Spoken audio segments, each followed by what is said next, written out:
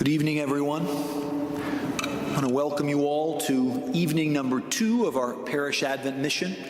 We had a wonderful, wonderful beginning last night, and it promises to continue this evening. So very grateful to Father Dufner for his presence here this evening. I'll introduce Father Dufner in a moment, but for now, let us pray. Please kneel. In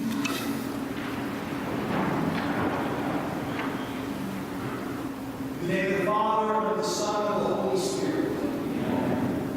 We trust ourselves, our struggles, our joys, and our salvation to our Blessed Mother, as we say together, Hail Mary, full of grace, the Lord is with thee. Blessed art thou among women, and blessed is the fruit of thy womb, Jesus.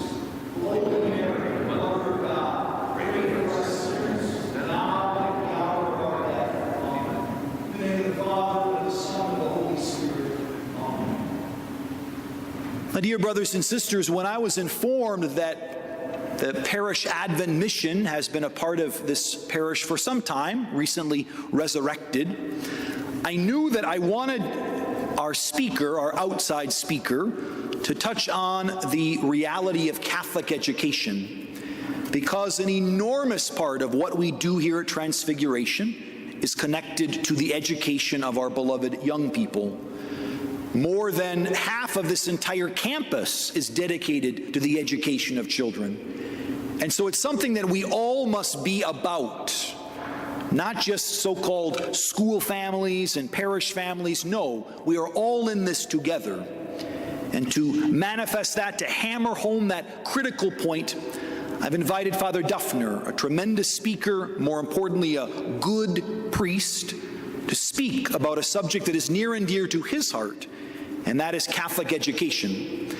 Father Dufner is a man of great vision, a pastor who clearly sees where he wants to go, and again, much more importantly, where he believes the Lord wants him to go, and follows. His leadership and his spiritual fatherhood is something I've admired for some time, and I am truly looking forward to listening to him this evening. Father Dufner's been the pastor of 3 parishes during his long life as priest. Ordained in 1983, he was first pastor of St. Nicholas in Newmarket, followed by a number of years at Holy Family in St. Louis Park, and currently Father Dufner serves as the pastor of Epiphany.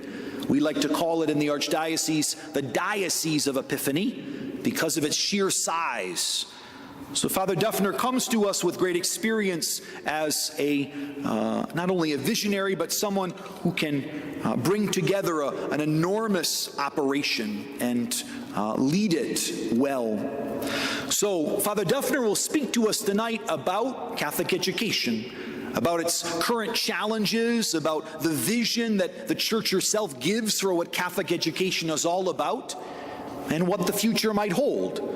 I've asked Father Dufner to share with us what he is doing at Epiphany, to share with us what steps he has taken in his own community of faith, to share with us those strategies that we will mull over. Some we may accept, some we may not. But I've told Father Dufner, give it to us straight, give it to us as you are doing it. And I think he'll do that. Without further ado, Father Tom Dufner.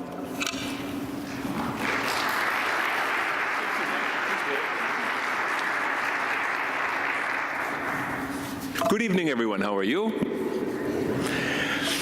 Catholic education is something very near and dear to my heart. I think it's been called one of the wonders of the world, perhaps the 8th wonder of the world, what Catholic education can accomplish. I myself am a product of Catholic education, went to Presentation grade school for 8 years, not too far away from here. I've been privileged to open Holy Family Academy at Holy Family in St. Louis Park, and I'm now at Epiphany, and we're doing our very best to deal with the current challenges to Catholic education in the most positive of ways. Tonight I'd like to talk to you about the vision for Catholic education, the mission or the challenges, how you get there, and finally the hope. Vision. Sometimes we throw vision and mission together. We assume they're kind of 2 aspects of the same thing. They really are somehow seen as one thing, but they're different, they're separate.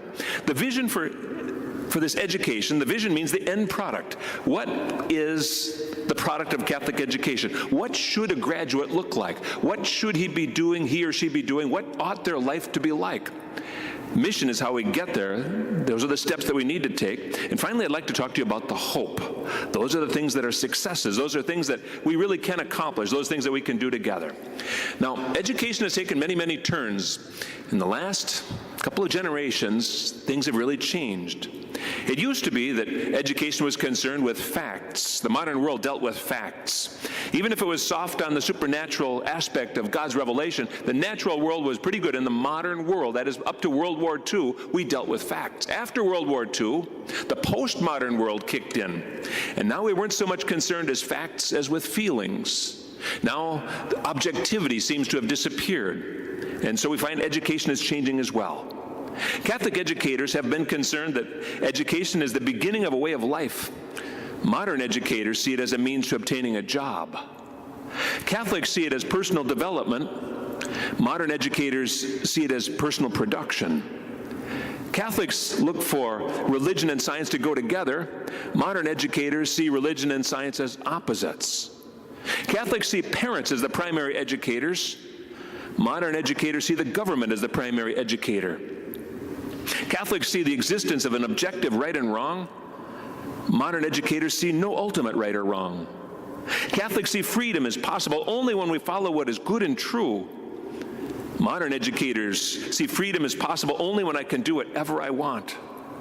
Catholic educators want our children to find the purpose and meaning of life. Modern educators ignore life's ultimate questions. We think Catholic education has something to offer. Very different than the public. Very different than where the culture is headed right now. So the new vision really calls for us to look at things in a new way. Most curricula today, not only public schools, but sadly Catholic, because we often buy their curricula, most curricula today are called school to work. They give the kids what's necessary to become worker bees.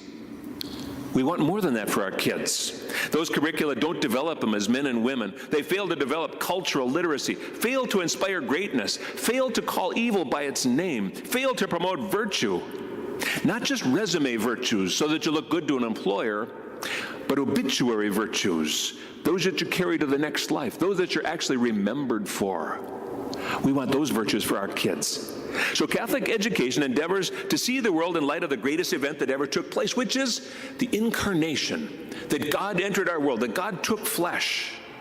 And you know, we find here this Angelus, which is prayed morning, noon, and evening throughout the Catholic world. In our school, we pray it every noontime before the meal prayer. And that was the time when Mary said yes, and the Word became flesh in her womb. The beginning of salvation was Mary's cooperation with God's plan, and so it is with all of our kids. And ever after that, we find that the years were marked AD, Anno Domino, in the year of our Lord, because it harkens back to the greatest event in world history. We want kids to see all of education in light of that great event.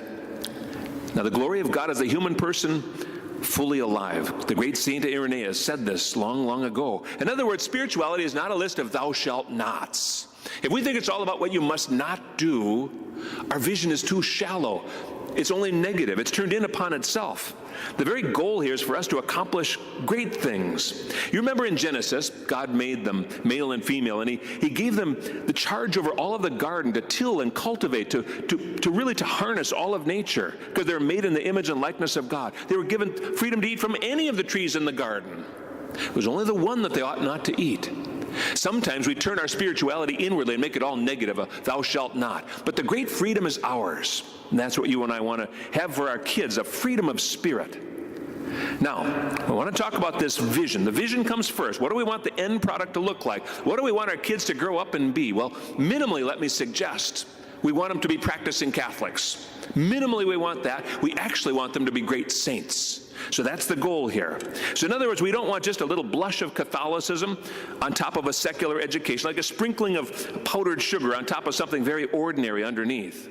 It's not enough for them to be pretty good people, pretty decent people. We want much more than that. You know, you would think that in a car, if you got in and you pressed down the gas pedal halfway, you might be getting up to half speed. Maybe half the pedal would get you maybe to highway speeds. And we start to think of the spiritual life that way. If I'm a pretty good person. I should be doing pretty well, and God should pretty well be content with me, and pretty well good things should happen to me. You'd think that. The spiritual life doesn't work that way. Have you ever seen an airliner? You ever see those two great big throttles that they have right between the pilot and the co-pilot, those big throttles they roll up? When they roll those throttles up halfway, they don't get half speed.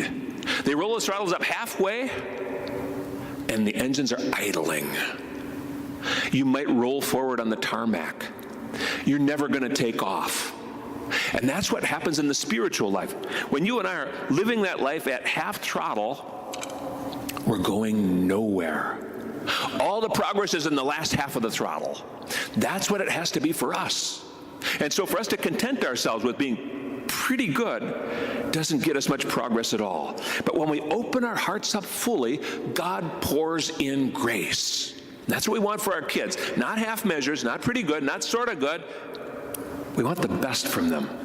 I remember years ago, I was in a real struggle. There was a terrible trial going on in my life. My parish was yoked to another parish. We had to pay an enormous sum of money to this other parish. It was unjust. It was unfair. Didn't like it. And I was pleading, trying to get some relief. The archdiocese wasn't helping me and all of these things. And I thought, Lord, am I just pushing too hard? Am I trying too hard? Is it something I just have to take it in and deal with it, just the way it's going to be? And every time I would go to prayer, God gave me a scripture verse. Sit at my right hand until I put your enemies beneath your feet. Wow. That only turns up 5 places in the scriptures. It turns up in Psalms, Matthew, Luke, Acts, and Hebrews, and everywhere I would go, one church to another, one Bible to another, if I would crack open the Bible, it would fall open to that passage. Sit at my right hand. Okay. I knew God wanted me to do something. So I stayed the course, continued to press on, and finally we got not only relief, but we're able to open our own school because of it, and that school was Holy Family Academy. God wanted that school. He wanted this development. And by the way, that school is not only so spiritually productive, but this last summer we had 5 weddings from kids who had graduated, gone through high school and college, and now got married to Catholics in the Catholic Church. We've also got young seminarians out of that school. It's spiritually productive because it's not at half measure. It's not pretty good, not sort of good, not half throttle. It's all full throttle. And that's what God blesses in our lives, yours and mine too. So half measures don't get us very much. Again, the next question is, what's worth living for? And you have to ask, what's worth dying for? If there's nothing worth dying for, nothing worth living for. And that's what we want from our kids. We want them so committed to Christ, so committed to the truth, that like the great saints, I'm thinking now of St. Thomas More, St. John the Baptist, they became blood witnesses to the sanctity of marriage. And isn't that one of the big crises in our day and age? Marriage. We don't even agree that it's between a man and a woman. And they were witnesses that divorce was that big a problem, they wouldn't stand for it. And they became these great saints because of that. So what are we after? What's the vision? We want, first of all, these kids to become saints, minimally practicing Catholics, but more than that, we want them to become actually great saints. So that's the first part of this. Now, the second part of our vision, not only to make saints, but is to make citizens. Now, a citizen isn't just a voter. A citizen, somebody who knows the history of the country, has developed the virtues necessary in order to become a productive member of this body politic and a worthy member of our community. That's what a citizen is all about. They have to develop not just random acts of kindness, they have to develop habits. And habit is a virtue of consistently acting in a just way in all kinds of areas. So some of these citizens will be called to be statesmen. Your children, your grandchildren will be called to be not only citizens, but statesmen, leaders. And they have to be more than party hacks, not simply doing whatever the party demands of them. Statesmen do what is good for the nation. They look for the common good. They act upon principles. Do our kids know the history of the country? Do they understand what is asked of them? That's what we want here. E.D. Hirsch put together what's something called core knowledge curriculum. And he talked about cultural literacy. By the way, that is so lacking today. Cultural literacy, to know anything about the country, is lacking today. In our schools, Catholic and public, it's lacking today. He says to be able to function and prosper in a society, one must possess a background knowledge that literate writers and speakers assume their audiences already share. Those that know it are culturally literate, and the opportunities of a free society are open to them. Our kids have been deprived of this. Do you know one of the things we first did is we got rid of social studies? Social studies tries to bring together geography and history. It replaces geography and history, wraps them together with political correctness, and undermines a true education. I was in the 5th grade classroom in my school up at Epiphany, and this is before we began to change the curriculum around. And there they were talking about New England in the period 1790 to 1820, and they were looking at the textile mills, and they were celebrating the women in the workforce. And I came into the classroom, I heard the lesson, and I got up and I said, that's not what happened. This was not women's liberation. This wasn't women in the workforce. They were in the textile mills because they were lucky to have a job at all. We were a third world nation. Their husbands were probably down in the brickyards, maybe down there in the lumber yards. Maybe they were out there building ships. We were the third world country giving raw materials and products to Europe. They were the first world. We were the third world. And they were lucky to have a roof over their heads. And nobody said, why was there a textile mill? Geography would have told you. New England has water. And all of those fast-flowing streams become the basis of turning the mills. And where were they getting their cotton from? The Deep South. But nobody mentioned the next step, the great invention in 1793 of Eli Whitney, who invented the cotton gin for separating out all the seeds of the cotton. And because of that one invention, in the South, cotton production quintupled in the next 50 years, as did the number of slaves. And I asked the kids, which set the stage for what? And one little kid raised his hand and said, the Civil War. Now you're teaching history, now you're teaching geography, now you're setting aside political correctness. Our kids have been robbed of cultural literacy by the very curriculum that we've inherited from the public schools. So we set that all aside. We moved to the Catholic Textbook Project. We moved over to geography and history. We want them to know the truth. We want them to see what really happened. We want them to know the virtues that have to be there in order for these kids to progress. I was in the middle school in the 7th grade, and I was talking to the boys. I was talking about the great expansion of Islam. And they said, like what?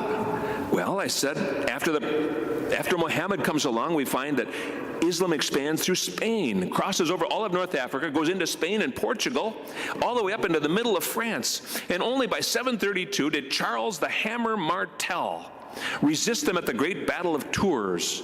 Again, 732, pushing back Islam, because historians talk to us about the bloody borders of Islam. They need to know these things. We talked about 1453, the Muslims conquered Constantinople. In 1683, the Muslims laid siege to the city of Vienna in the heart of Europe. And I asked the kids, how did they get there? Did they cross the Alps? They said, well, I don't know. Well, I said, let's look at the map. And clearly, right from the Black Sea, a beautiful river runs right up into the heart of Europe called the Danube. You've heard of the Blue Danube? Well, it's also a means of bringing all of your war materials straight up into the heart of Europe. They didn't know geography, they don't know history, and they, therefore, without knowing the lessons of history, they are doomed to repeat them. We're depriving our children of knowledge. So all of these things mean that you and I can accomplish great things. We're able to do something. We're able to get these kids on the right course, because what we want to do, remember now, this is the vision, we want to make saints and we want to make citizens. Now there's one more piece of the citizenship. I want you to think about this.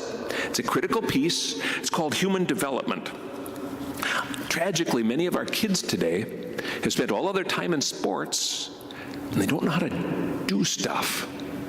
I was with my servers one day. We're in the sacristy, and we have all of these torches. We have lots and lots of torches. We have 6 torches that we carry in procession, and they're actually oil lamps. So what looks like a candle follower on the top is actually a threaded nut. It's threaded onto the top. My servers couldn't thread a nut. Guys, you're smiling. You know what that means. By 7th grade, they hadn't ever threaded a nut, which means they'd never put on a lug nut, never put on a tire, never changed a tire, never changed the oil. They'd never threaded a nut. So I recognized we want a shop building. It's one of the next things that's on the list. We want a shop building. They need to learn to do stuff. They need to sand wood. They need to be able to thread a nut. They need to be able to do those sorts of things that are necessary for us to have a proper place in our world. These are the things that we want. One of my parishioners is a mechanical engineer. He works for a factory that has some dealings with India. And there he's working with this Indian engineer who has never had a socket set in his life. He's never touched a socket. He's designing things, but he doesn't know how big they should be because he's never stripped a nut. He's never wrenched it too far. He's never held it in his hands. And so therefore the things that he designs will be substandard. We want our boys and our girls to be able to have this experience of touching these things in order to know what works and what doesn't work, what's going to succeed, what's going to fail. We need to know those things. We have to develop this human initiative. We have to have this drive. It's necessary for all of these kids. Now, it starts very young. It starts with maybe selling Kool-Aid on the golf course. One of the families in my parish lives next to a big hospital. They're on a very busy street, but just down from the house, 3 doors down, there's a 4-way stop. And I said, I think you should get out there with your kids and sell soda, pop. You're selling Coke and Diet Coke down on the corner. Oh, really? Yes. And you're going to find out that you go in the morning, the traffic is all flowing one way, in the evening it's flowing the other way. Well, they said, well, what about the police officers? They'll probably say that we can't be there. I said, the first free can of Coke goes to the officers. Now you're into marketing. And what happens is initiative develops. Fearlessness, courage, daring, an entrepreneurial spirit. And it's possible in our kids. And sometimes I think we're depriving them of that. We're arranging their sports teams. We're arranging all the things that go into their life, and they're being deprived of these sorts of things. And I think the kids are being robbed of it. So let me say again, here's the vision. Here's what we want. We want to make saints. We want to make citizens, and we're going to need this human development to pull it all together. That should be the product of a Catholic school. That's what we want. Great curriculum, great saints, and human development as a foundation. If that is the outcome, we will have succeeded. Now, how do we get there? Here's the mission. We talked about vision and mission. Here's the mission. The mission has lots of challenges before it. The mission has all kinds of things that you and I need to work on in order to accomplish. But the vision, it's very possible for us to accomplish these mighty things. So, here's the mission. Here's what we've got to do. Here's what I want you to think about. In our culture today, we face a number of challenges, perhaps known, perhaps unknown to you. But people are looking at and they're seeing the problems around us. They're saying, are we really making a difference with a Catholic school? Are we really different than a public school? Are we making saints? Are we making citizens? Sometimes we ask why we see so few Catholic school families in church. Are we fighting a battle that's lost? Now the answer here is Catholic schools are worth it. If we have the right vision and the right mission, we will have hope. And we can accomplish mighty deeds. Now, here's some big challenges for you. Here's some things for you to think about. Right now, we're running at an enormous decline in the number of marriages, which affects parish membership. We also run into the problem, many of our parishes, most of our parishes, have a significant decline in mass attendance. Present school funding models call for the parish's active parishioners to subsidize 30 to 40% of the cost of education. But Catholic schools will not be sustainable unless we move tuition up to full cost. And parish funds then may be used to subsidize our faithful, especially those who are in most need. These are little things we want to consider. It's part of the mission. The mission means we've got to deal with everything that's out there in front of us. Now, I've run the data of the decline of marriages. I've looked into the books and found that diocese after diocese, and I mean many, I checked Milwaukee, Chicago, Newark, St. Louis, and the Twin Cities, our marriages are down 60% since 1994.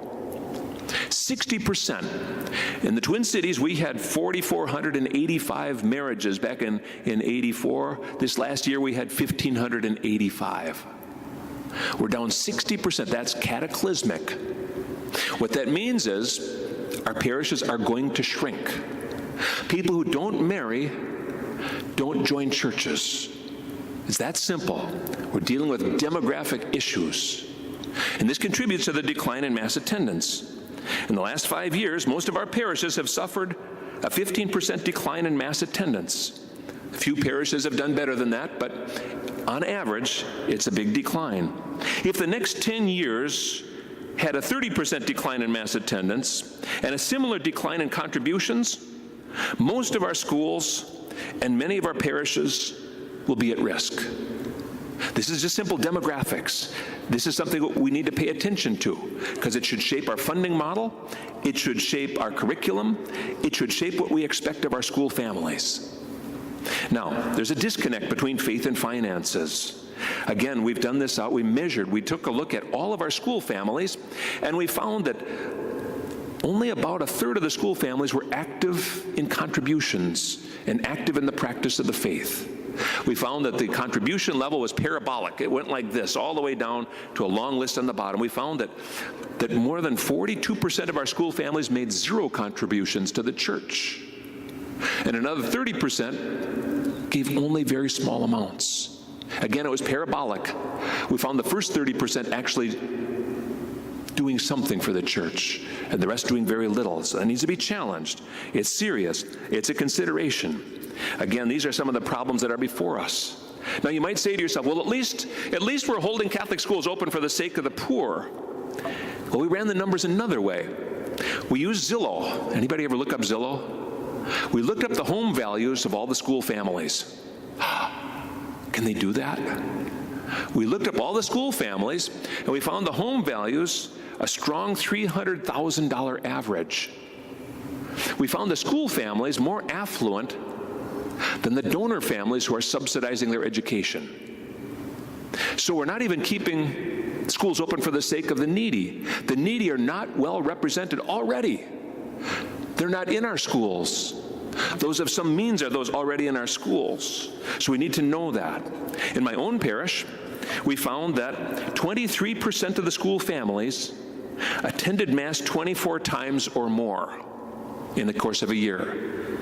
We found 16% of the school families attended Mass 12 to 23 times.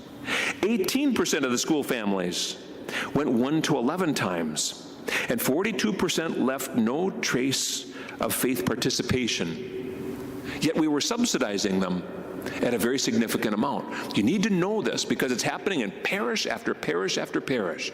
Another parish that I've helped, 60% of the school families made zero contributions to their parish. And the parish is heavily subsidizing them.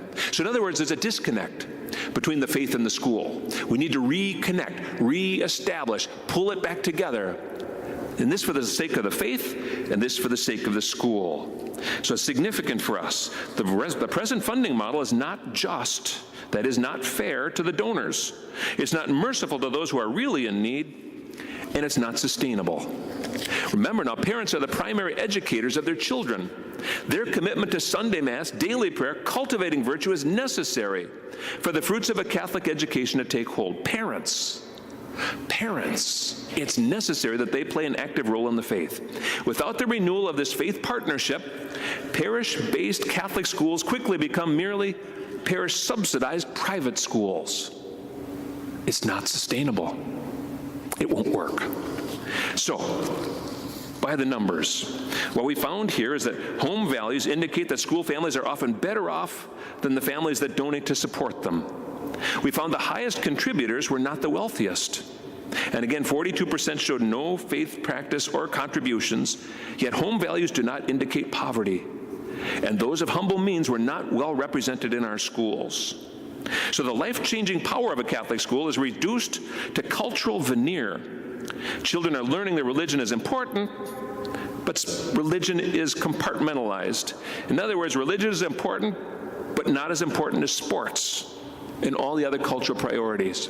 So this has to be challenged. It has to be challenged right away and in the forefront. Now, everybody knows there's problems, but the initial challenges have been misguided. People say, well, the problem is enrollment, and therefore they say, if we market better, if we do more marketing, then we'll get more students. Experience is showing that just by marketing, we draw in more kids from more families with less faith. That brings behavior problems and ends up driving out good families. The best families drop out. because we've changed the culture. Funding. We think of funding as the real problem. Then we have to have gimmicks and grants and all the rest in order to do this. Maybe even government funding in order to have this happen. That's mistaken as well. We think if we change the curriculum, maybe we go to STEM, science, technology, and all the rest. That's not the answer. But the faith participation has been ignored. Across the country, pastors lament that 60 to 70% of Catholic school families do not attend Mass. Yet without parish support, the Catholic school would not exist. So you start to say, why are we here? So what I want to offer you now is hope. The solution starts this way. The solution starts by making our parish and our parish school faith first. We still pay attention to faith participation and funding and curriculum and enrollment and faith development. All those things are necessary, but the faith participation is going to be key. Parents being primary educators of their children, we need their active faith. Again, what we do is we determine the full cost of the education and we move tuition up to cost quickly. In my parish, what we did is we found our real cost at the time we started was $6,400 per student. Our tuition was $4,100. So we were giving a check for $2,400 to everyone who walked through the door, whether they had financial need and whether they had any faith practice or not. What we've done now is we've gone up $500 per year.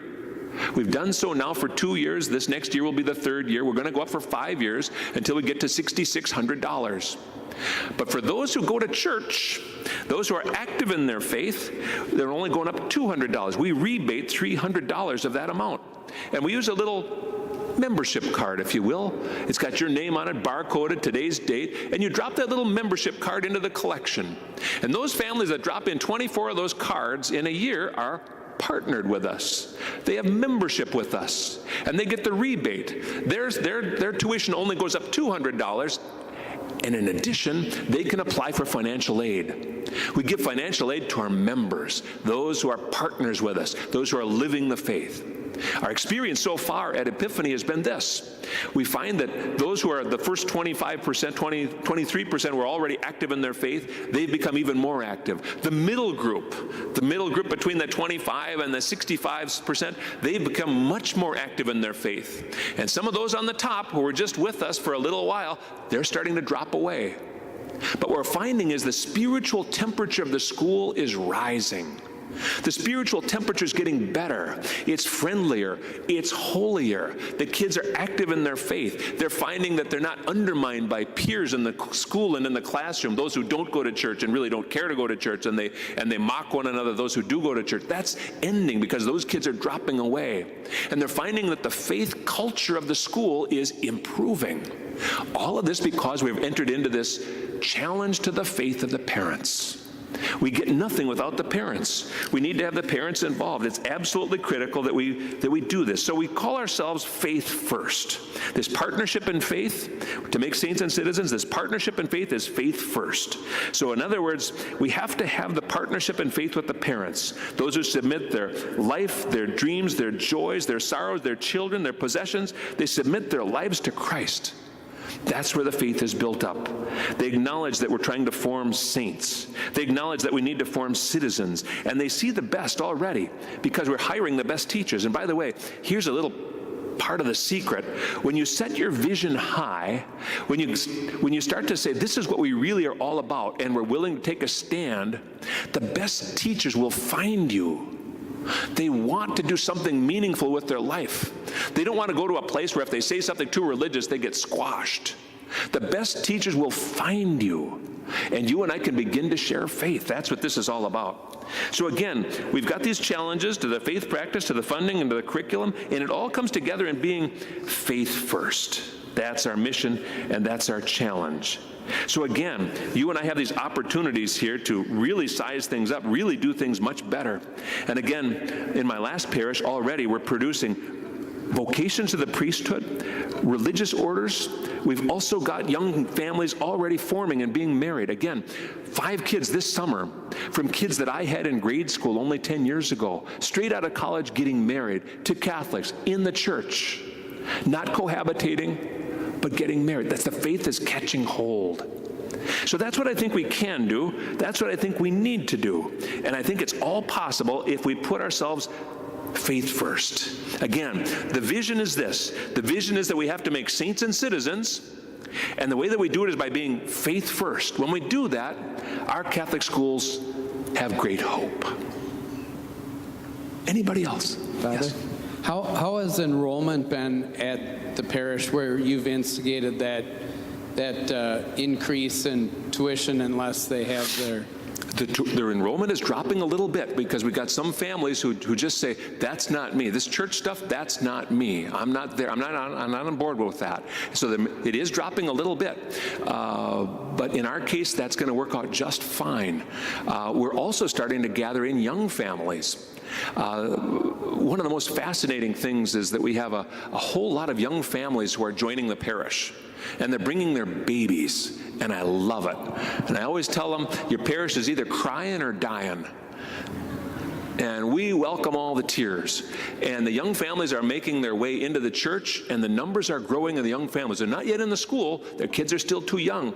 But our 9 o'clock and 11 o'clock masses are flooded with kids. Now, if our parish school were to shrink radically, even that, I'm willing to take a hit for that. My experience is this. We can only build on faith. If we think we can build on numbers, we will fail. If we think we can build on finances, we will fail. If we think we can build on curriculum, we will fail. We can only build on faith. Now, it may mean that several parishes may have to combine to support one school. That could be that there's some cobbling together that needs to happen. But if there's the faith, you watch it catch on fire. But again, half measures in spirituality, in a way, you could say that we don't even spiritually reproduce. The lukewarm don't even spiritually reproduce. And by the way, we are living in a generation. If there's a great falling away, there's also an opportunity here to make the greatest saints that the world has ever seen. And that's what you and I are summoned to be. Mediocrity, isn't it awful? I mean, I've been a Viking fan all my life. I know mediocrity. But if you think about it, we can be so much better. And the opportunities are all around us. Yeah, if we shrink, we're still okay. And again, back at Holy Family, we founded the school from nothing. And people were eager to get in. And there's a way to open schools and build schools. But we can only build on faith. Father, do you see a way for the Catholic education to bring in really a robust presence for special education within the schools? Say that again, I can't hear. Do you see a way forward for Catholic schools to bring in robust special education programs into their schools? As in for special needy kids? Well, yeah, for learning disabilities, for kids with ADHD, kids with autism, the whole spectrum. I mean, there's lots of Catholic families that have kids that have special needs that can't be serviced at this point in Catholic schools. And our kids end up being like, they have to go to public schools, and I feel like they're being put to the wolves, really. I mean, how do we as Catholics incorporate that? Some needs we can meet, some needs we can't meet. It's just like that. There's certain kids that we'll be able to help, certain kids we won't be able to help.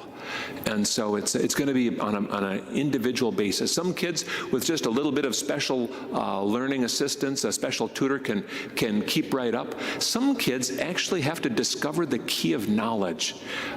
Some kids who have certain ADHD issues need a whole lot more time on the playground. There's studies that indicate that when kids have 2 and 3 recesses throughout the day, the ADHD becomes more manageable. They've done these studies down in Texas, and they find that it's helpful. Strangely, in middle school and high school, there are no recesses anywhere. Insane. So there's things that we can do to help manage some of these issues. There are other kids who actually are amazingly gifted in certain areas, and other areas are kind of blind spots. If we can learn how to help those kids to use their gifts, we can make some progress. So it'll be a case-by-case basis. Some kids we can really help, others it'll be much harder. I want you to have hope in Catholic schools. It can be the eighth wonder of the world. We can actually make saints. We can do great and noble things. We have to understand what the real goal is to make saints and citizens. We have to understand the challenges, and the hope is before us. Great things can be done. God bless you all.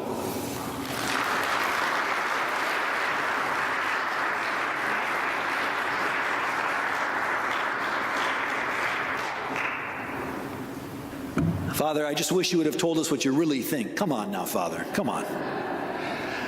But brothers and sisters, we're about the formation of souls and about the salvation of souls, and that's why challenging things must be said, and we must think about challenging things. So let us pray together where the Lord is calling us as a church and as a parish, and strive to build up the wonderful things that we are already doing, and to strengthen those things that need to be strengthened.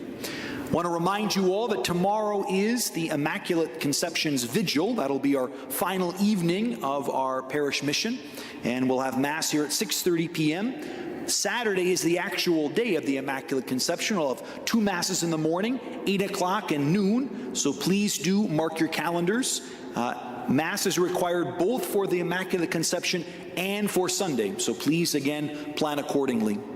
After our prayer together, all are welcome in the gathering space. We have victuals back there, and I'm quite confident that Father Dufner would be willing to take more questions or comments. But I thank you all for your presence here tonight, and let's kneel and pray together.